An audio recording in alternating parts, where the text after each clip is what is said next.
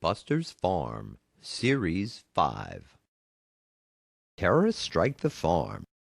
I don't know. I can't quite figure it out, y'all. This is the third day that big old buzzard's been circling overhead. He flies around real slow, then just flies away. For 3 days he's been doing that now.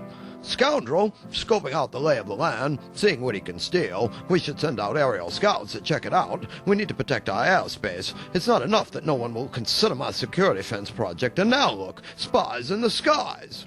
For all your paranoias, I have to admit that circling buzzards are not a good sign, said Hooty. The mockingbirds came around the other day with the latest news. They said some dangerous stuff had been stolen from an army depot. They said that rumor had it. Oh, Buster, mockingbirds, please, old man, can't you find a more reliable source for your news? You know that they're known for carrying tales, gossips, troublemakers. They rearrange the news to fit their fancy. But do go on, old man. What was their tale du jour?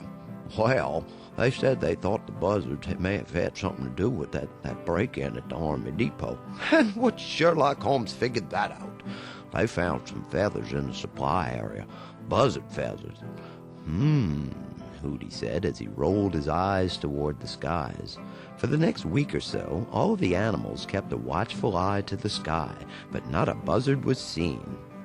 They must have been looking for a new place to live, or just sightseeing, said Cruz. You could be right. I suppose we can all relax. It was probably something like that, Buster agreed.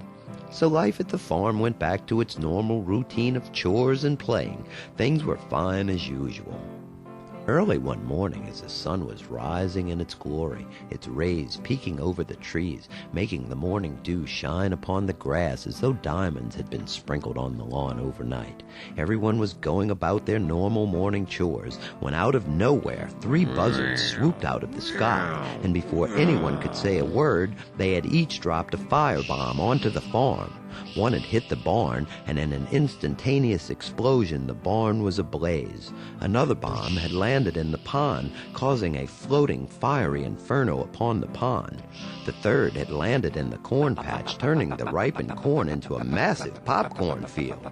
Fire! Fire! Run for your lives! Fire! Everybody out the barn! Buster bellowed. Mayhem was rampant. The rear of the barn had collapsed. Moans and screams for help were heard coming from inside. Buster managed to pull little Cruz out of the debris and was able to remove a roof rafter that had fallen on Mr. P, trapping him in the growing blaze.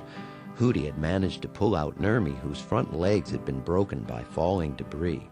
Captain Hooty had managed to save 2 chickens. The fire had grown into an inferno, and with the pond ablaze, there was no water in which the animals could fight the fire. Helplessly, the animals watched as everything was destroyed. When the fires had finally burned themselves out, the animals took an account of their damages and losses. The barn had been totally destroyed, reduced to a pile of smoldering ashes. Half of the crops had burned, and the pond water was undrinkable. Cruz required many stitches for his cuts and wounds. Mr. P had a broken wing, and most of his feathers had been singed off. Nermy had 2 broken legs, and Buster was treated for burns on his legs and back. As well, most of his tail hair and mane had been burned off. Sadly, 6 chickens were unaccounted for, and 4 ducks had perished in the pond fire. I just don't understand why they do this, Buster. We didn't do them anything. I just don't understand, cried Cruz. Well, little Cruzy, I wish I had the answer or something I could tell you, but I'm just as confused as you are. But I'm scared. Why did this happen? Terrorism, that's what this is, the work of those terrorist buzzards. I've run across the devastation caused by those scoundrels in my travels about the world, but who would have thought it to happen here, to us? I must say I am surprised myself, but more than that, I'm mad as a hornet, mad as a hornet. Retaliation is in order. War comes to mind. If my wing wasn't broken, I'd fly over to those... Calm down, Mr. P. Calm down. That's right, calm down, Mr. P. Let's not talk of war. Let's all be thankful that we survived with wounds that will heal. I don't know if my wounds will heal. I've lost my friends. My hurt is deep inside, replied the big duck. I'm in perfect agreement, purred Hooty. Well, time will heal wounds and injuries, and having forgiveness will heal the hurt in your hearts, replied Hooty. What if they come back again? I'm scared. Well, Cruz, don't let your fears overwhelm you. It's normal to be worried and scared, as well as mad, but we must remember that life is filled with surprises, both good and bad. We need to channel our fears and anger into productive energy that we can use to be wiser and more prepared in the future. We must go on with our normal lives. Prepared for the future, I do say. I hope this has opened up all of your minds to the security projects I've been pitching for years around here, falling upon deaf ears. Now I hope you'll listen to my ideas I've been talking about. I say at this point, we need more than a fence and aerial security. We need a homeland security team. I think he's got a point this time, everybody. We need to do all we can to be prepared against this type of terrorism ever again. Buster agreeingly neighed with Sir Peabody. This may have been the first time in history that Buster and Sir Peabody were in agreement with each other. Over the following weeks, due to the shortage of food and water, rationing was put into effect. Even Peabody dropped his usual argument for his larger portions. Everyone understood sacrifice for all was the order of the day. The animals from surrounding farms had donated food, water, and supplies. They did all of the chores the injured animals were unable to perform. They had all gotten together and had an old-fashioned barn raising. Within days, the animals had built a new barn. They used stronger and more resistant materials as well. The pond had been drained and refilled with fresh water. The tragedy at Buster's farm had brought all of the animals from surrounding farms closer together, for they had all realized how easily this tragedy could have happened at any of their farms. They became more united in looking out for their neighbors. They held meetings and drew up security plans that were put into effect at all of the farms. They all kept a sharp lookout for and reported any suspicious activity to the security team, who would then investigate the reports. Early one morning, the Mockingbirds came with the news that a nearby farm had captured 3 buzzards that had been circling their farm. They had been holding them for interrogation and decided a trial should be held at Buster's farm. The day of the trial arrived. The air was buzzing with excitement and anticipation. Hooty started the questioning.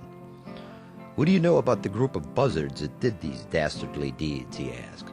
Nothing, was their unanimous reply. The only thing that was known for sure was that all of the buzzards were from a foreign land far away from this area. As one buzzard was leaving the witness stand, Buster noted that he was missing a few feathers. He called for the evidence found at the Army Depot, the buzzard feathers. Buster called the one buzzard back to the witness stand and questioned him about his whereabouts at the time of the robbery. I was with my friends, he smugly replied. I don't doubt that, Buster said. Stand up and turn around, if you would, asked Buster to the buzzard. And when he did, Buster held the feathers found at the Army Depot up to the missing feathers of the buzzard. A perfect match, he exclaimed. A wave of whispers rushed through the courtroom. Guilty! Guilty! Hang him now! Punish him now! Shouted P as he banged his cast upon the table. There was a growing agreeable anger amongst the crowd. Hooty was able to subdue their growing vigilante attitude. In light of the evidence, the other 2 buzzards turned on their friend and started telling everything. They told how they had planned the robbery and had breached the security at the Army Depot disguised as messenger carriers. Most frightening were the reasons for their attack on the farm and the carnage caused on innocent, unsuspecting animals.